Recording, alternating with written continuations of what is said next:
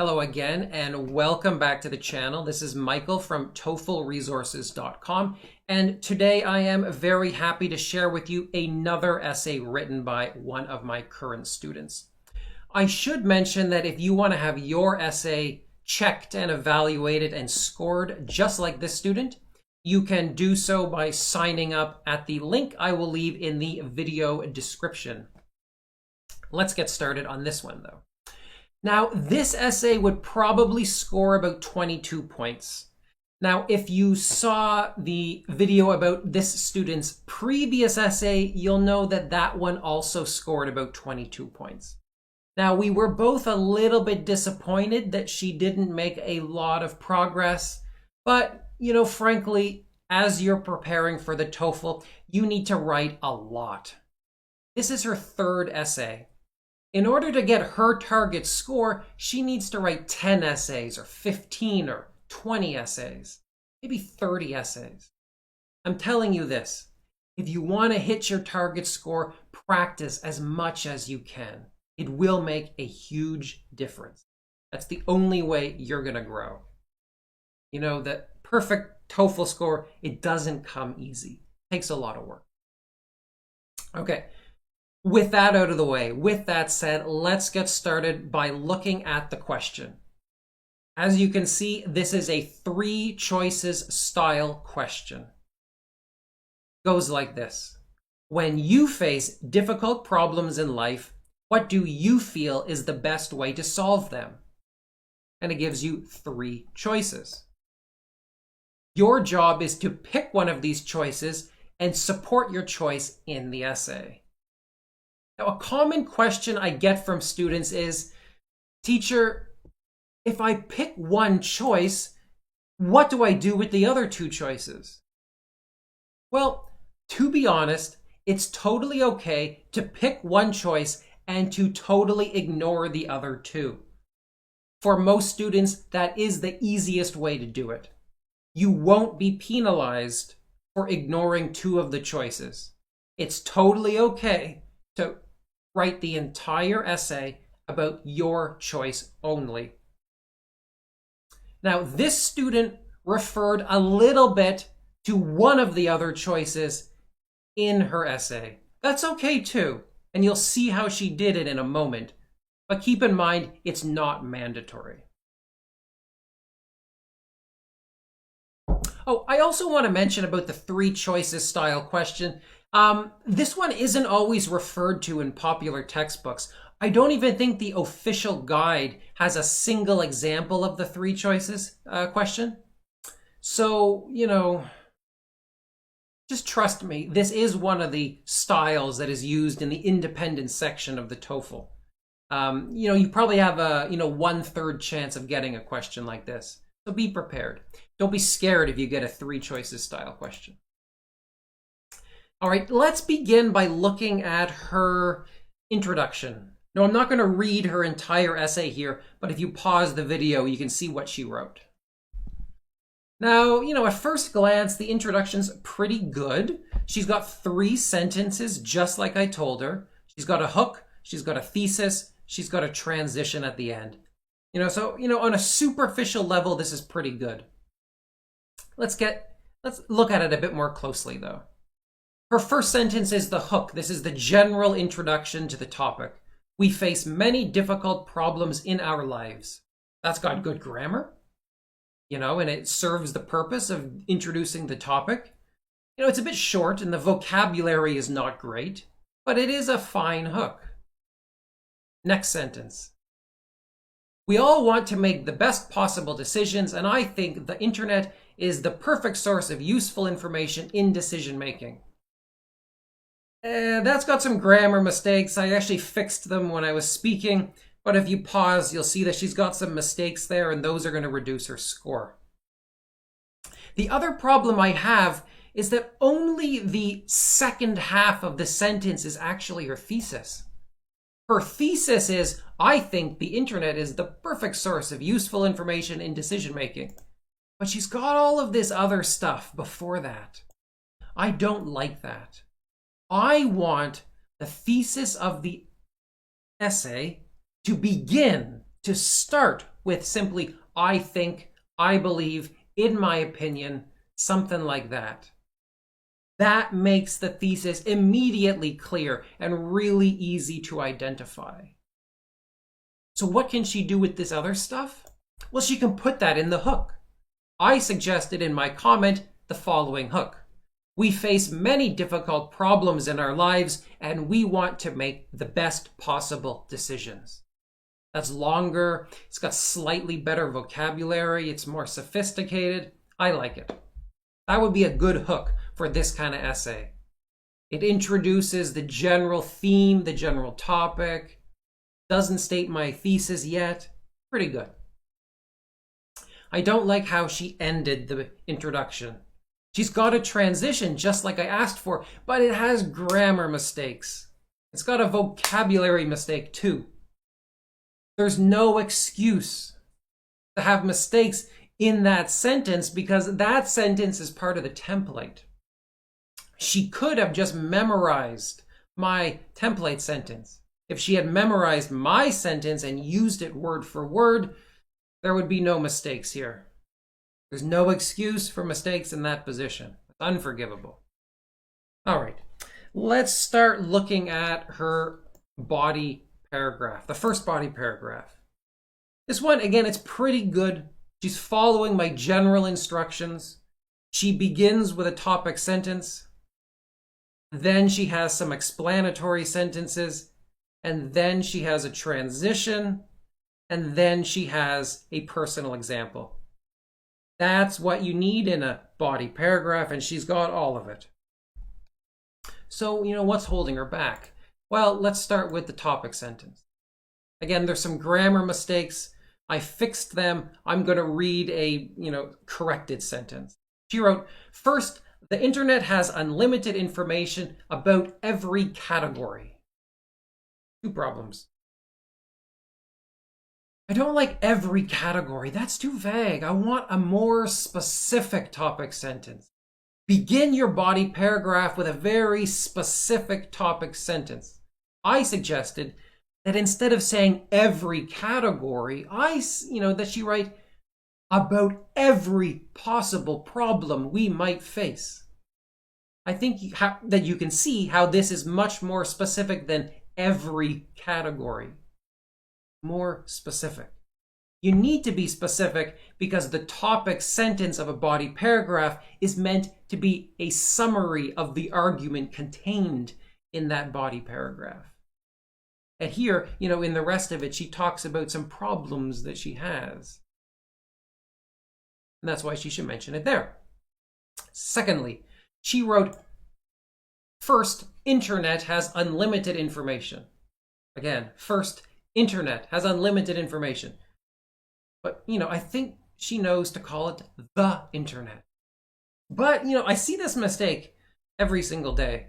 I don't know why, but I do. So when you're talking about the internet, call it the internet. The only time to drop the is when you're using it as an adjective, as an internet webpage, internet application, internet business. But if it's a noun and you're talking about the internet, you damn well better call it the internet. Okay, so moving along. So as you can see, she's got some explanation sentences. She's got 2 sentences here. I think that's exactly what I told her to write, so that's pretty good. I made a comment about commas. Commas are hard. Even native speakers mess up with commas a lot. And the reason is there aren't always rules that you can follow when you're using commas. Sometimes you have to take your best guess. And so as a general suggestion, I told her, if you've got a conjunction like but, and, so, for, specifically a coordinating conjunction, but I hate turning these videos into grammar lessons. If you've got a coordinating conjunction and it's separating 2 clauses, and one or both of the clauses is fairly long, put a comma before that conjunction. What do I mean by long? More than 5 words, I guess. And so here, this conjunction is like, 8 words, and this one is like 7 words. So, put the comma there. A good general practice.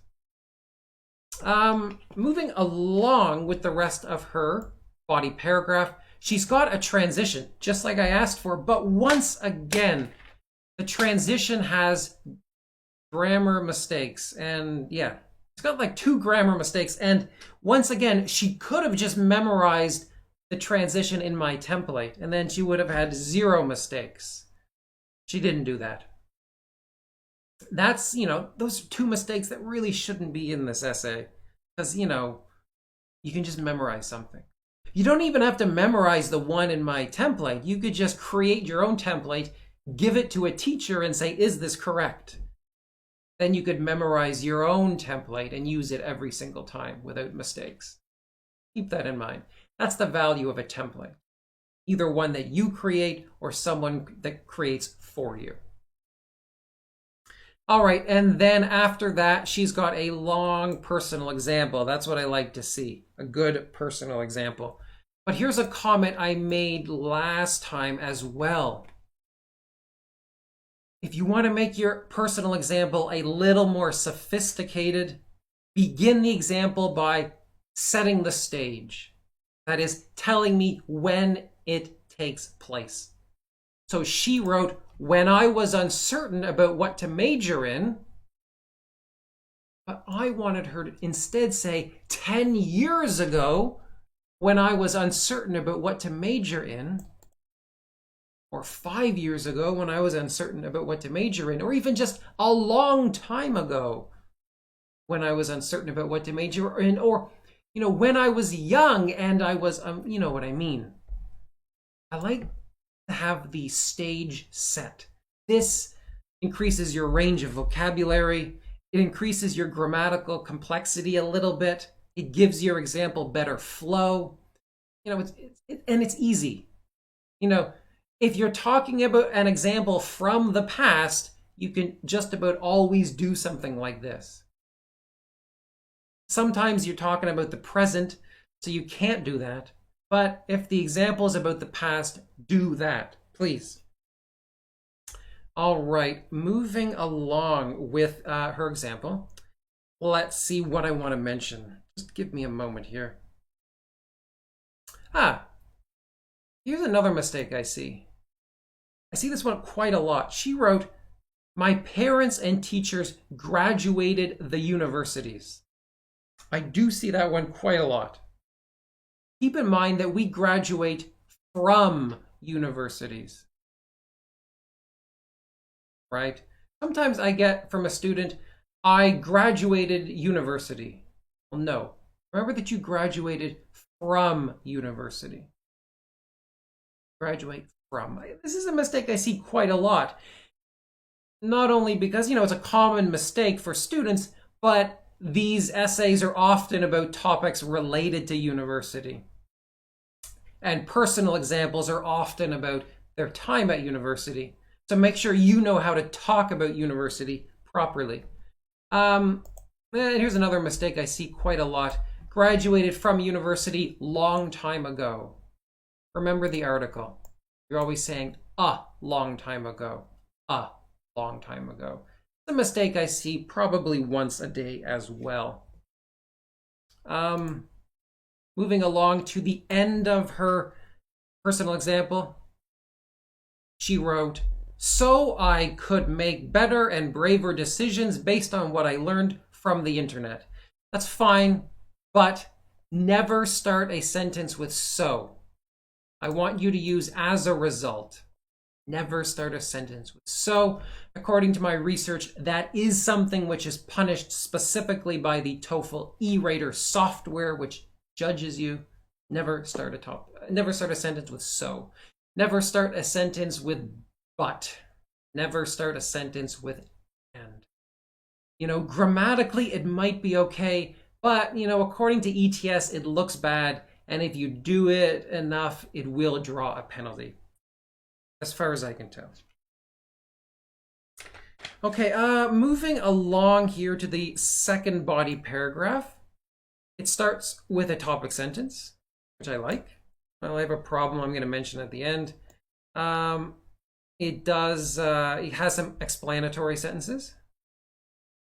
And then it has a example from her life. Now, there's a few things I want to talk about. She's got some grammar and word choice problems here. In these videos, I don't talk about grammar quite as much, and since we're on the second body paragraph and this video is quite long, I want to focus more on her arguments and on her structure. So, here is her topic sentence. Secondly, she made that mistake. Secondly, the internet is the cheapest and most effective way to get or develop a good idea. That sounds really, really good.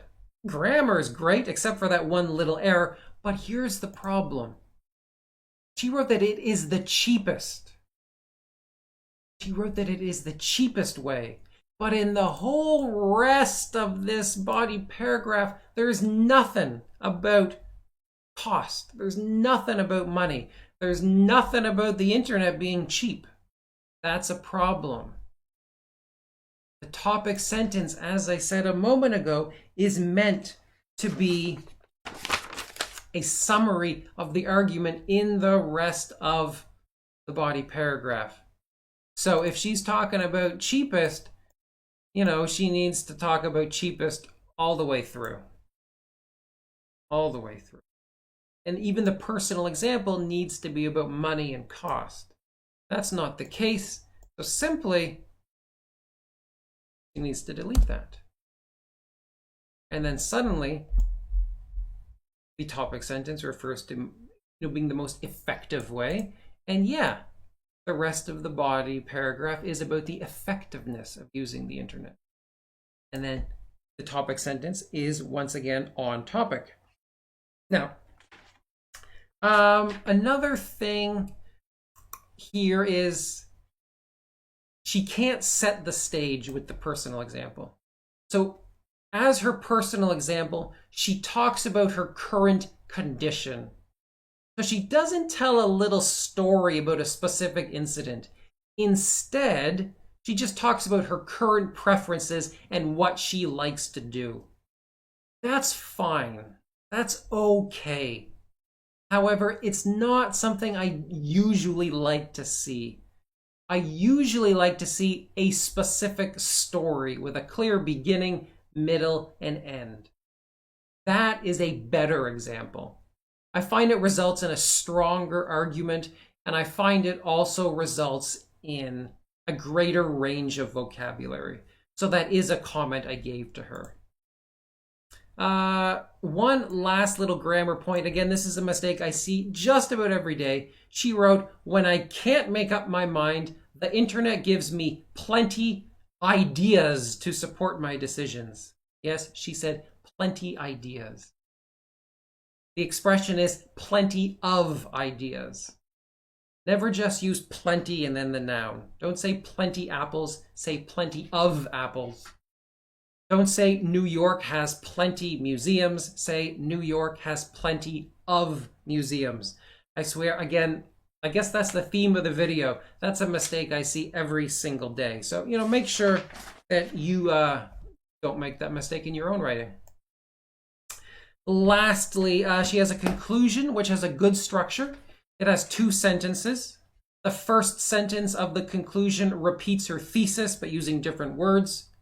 And then the second sentence repeats the 2 supporting reasons using different words. She's got some grammar mistakes that I fixed. She's got a vocabulary issue at the end that I fixed. Just to be a bit more specific, I don't like that she said it's an efficient way to find good ideas. I hate the word good. Don't use good or bad in your essays. That's too easy.